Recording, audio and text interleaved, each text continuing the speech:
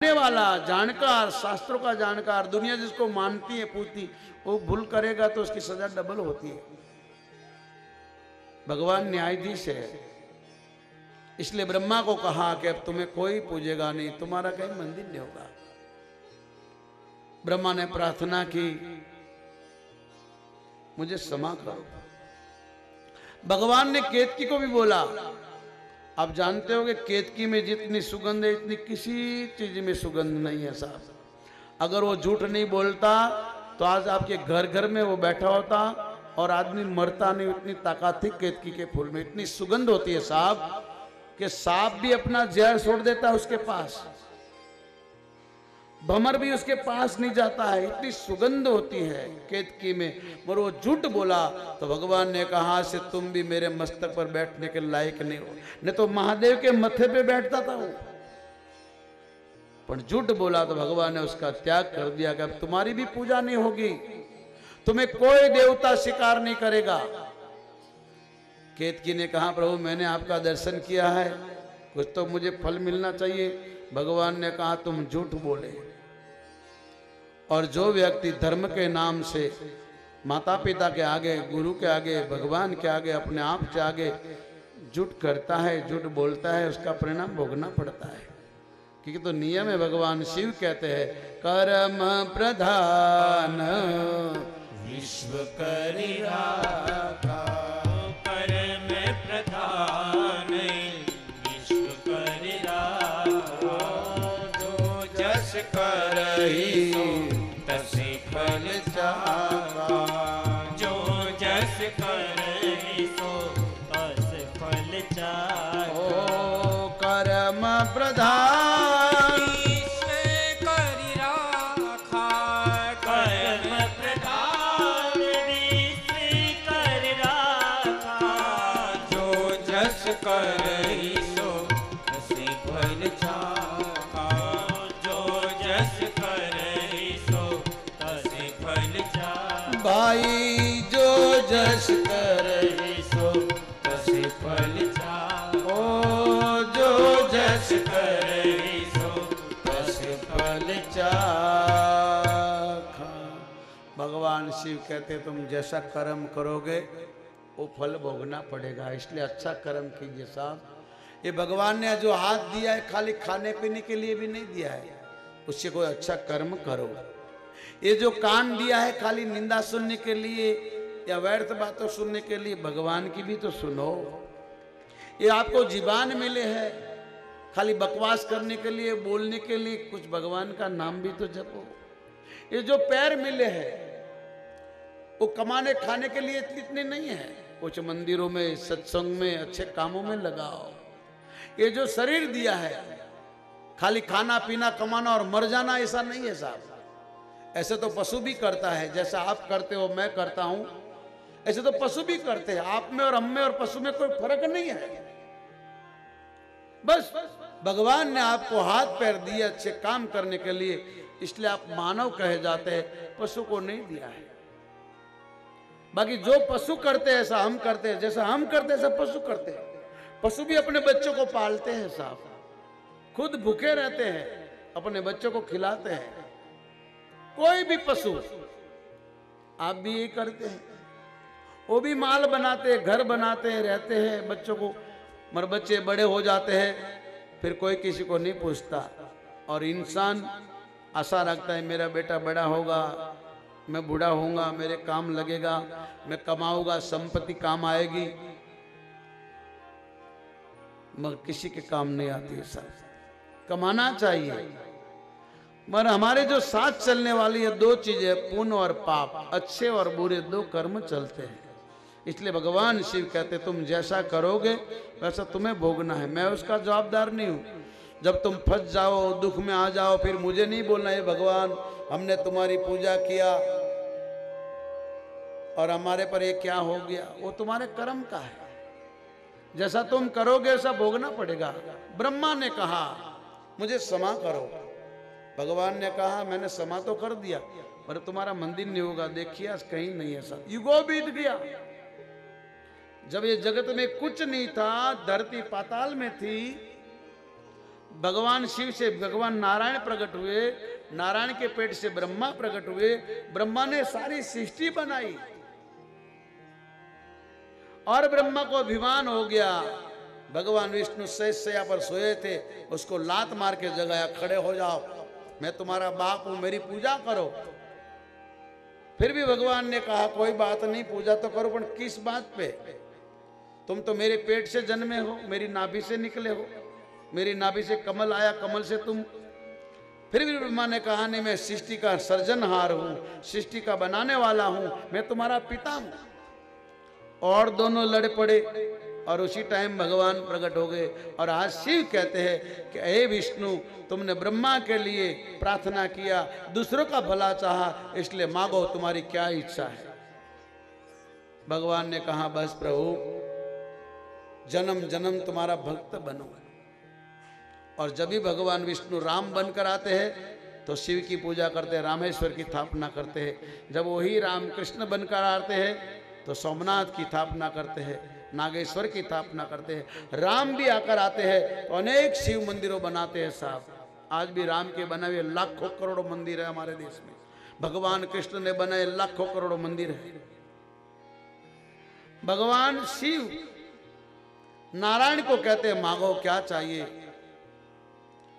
भगवान विष्णु ने कहा तुम तो जगत के माता पिता हो, आप तो भगवान हो, आपसे बड़ा कोई नहीं है, मैं आपसे क्या मांगू।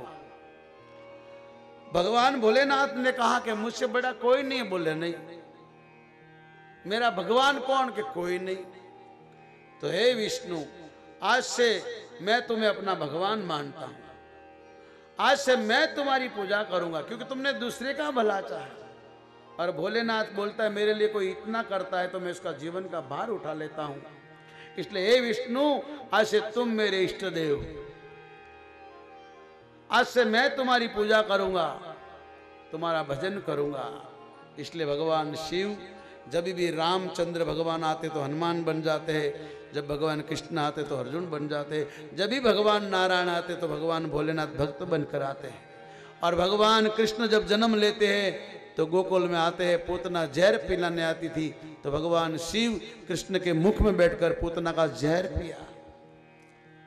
जब भगवान रास रचाया तो भगवान शिव ने साड़ी पहनी, क्योंकि भगवान शिव जो बोलते सो करते हैं।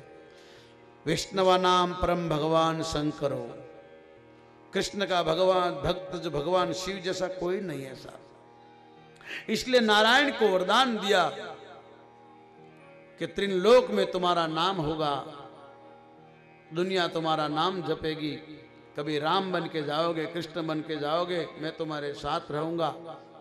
दुनिया में तुम्हारे मंदिर बांधे जाएंगे, घर घर तुम्हारी पूजा होगी, कोई गोपाल लड्डू बनकर पूजेगा, कोई राम बनकर कृष्ण बनकर तुम्हारी सेवा करेगा, कोई राम नाम का जाप करेगा, उनका उद्धार हो जाएगा और मैं भी तुम्हारी पूजा करूंगा। और भगवान शिव ने सुदर्शन चक्र भगवान विष्णु को दिया, तीन लोक में तुम्हारी जय जयकार होगी। और आज का दिन प्रकट हुआ, आज की रात्रि का नाम है शिवरात्रि। इसलिए आज का दिन जो मेरी पूजा करेगा, मेरी कथा सुनेगा, आज का दिन की उसका 12 महीना तक मैं उसकी रक्षा करता रहूंगा, 12 महीना उसका जीवन का भोग करूंगा।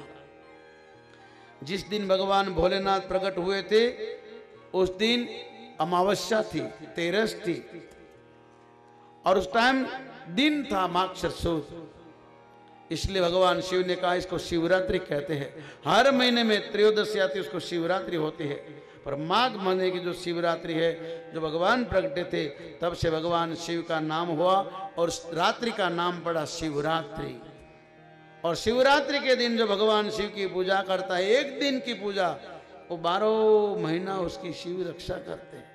और जो शिव की कथा सुनता है वो फिर माँ के गर्भ में नहीं आता, उसका जन्म मरण नहीं होता है। नारायण, इसलिए आज से तुम्हारा नाम विष्णु होगा, तुम जगत के पालन करोगे और दुनिया में तुम्हारे मंदिर होंगे।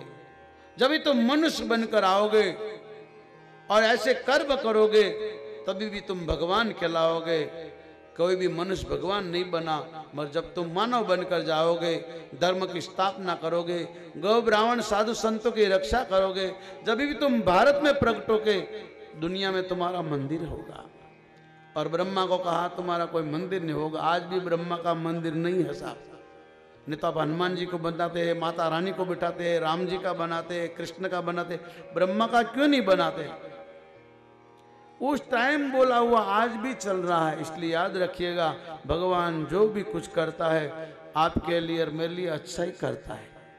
अब आपको भी भगवान के लिए कुछ करना पड़ेगा, क्योंकि आपको मानव जन्म दिया। आप क्या कर सकते हैं? आपका तो कुछ नहीं है, ये शरीर भी आपका नहीं है, शरीर भी उसने दिया है। फिर भी भगवान ने कहा इस संसार तुम्हारे लिए, सुख भोगो, अपने माता पिता पुत्र परिवार कुटुंब खर्च रहो, खूब कमाओ, अच्छा खाओ, अच्छा पियो, अच्छा बोलो, मगर अपना धर्म नहीं छोड़ना, दूसरे धर्म की निंदा भी नहीं करना। सब धर्मों को आदर करो, पर तुम अपना धर्म नहीं छोड़ो। तुम्हारा धर्म है मूर्ति पूजन। आज अनेक संप्रदाय हो गए। कोई कहता हम भगवान को नहीं मानते, कर्म को मानते, कोई कहता हम मंदिर नहीं जाते, कोई कहता मूर्ति पूजन नहीं करता है, कोई कहता हमारे एक घर में रहते हैं 5 और सबका धर्म अलग अलग हो। कोई राम को मानता है, कोई कृष्ण को मानता है, कोई माता जी को। मानो सबको, पर पूजा एक की करो। और भगवान शिव भोलेनाथ इस सनातन के पाया है। पहले के जमाने में कोई मंदिर नहीं था, शिवालय था।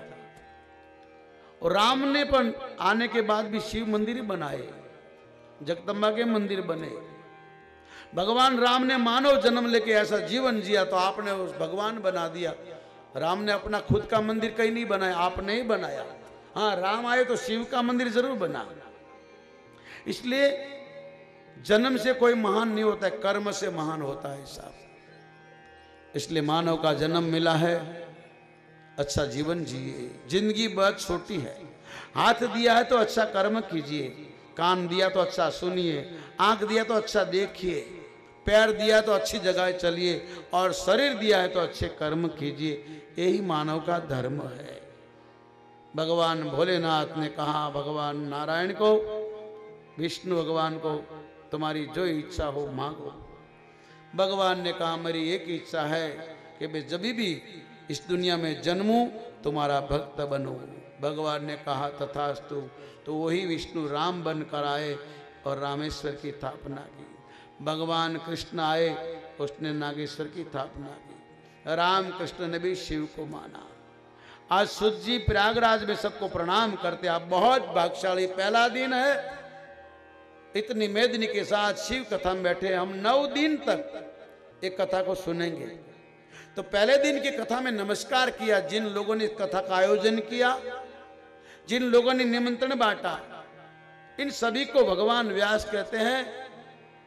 भगवान भोलेनाथ को मैं प्रार्थना करता हूं तुम्हारे जीवन में खूब सुख शांति हो।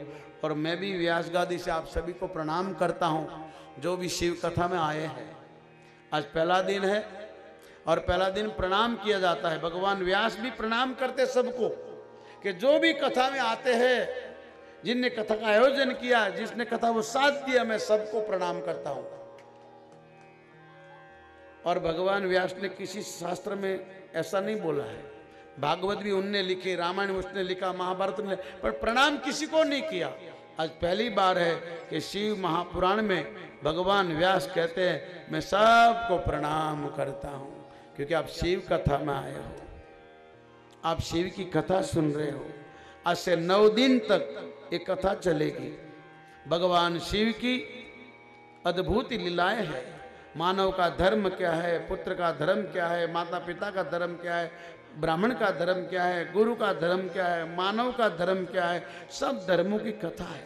हम क्यों आए हैं, हमको क्या करना चाहिए, हम कहां से आए, कहां जाएंगे, ये सारी कथा इसमें है। इसलिए पहले दिन का है भगवान भोलेनाथ का महात्म्य कि 2 धनवानों ने कथा सुनी।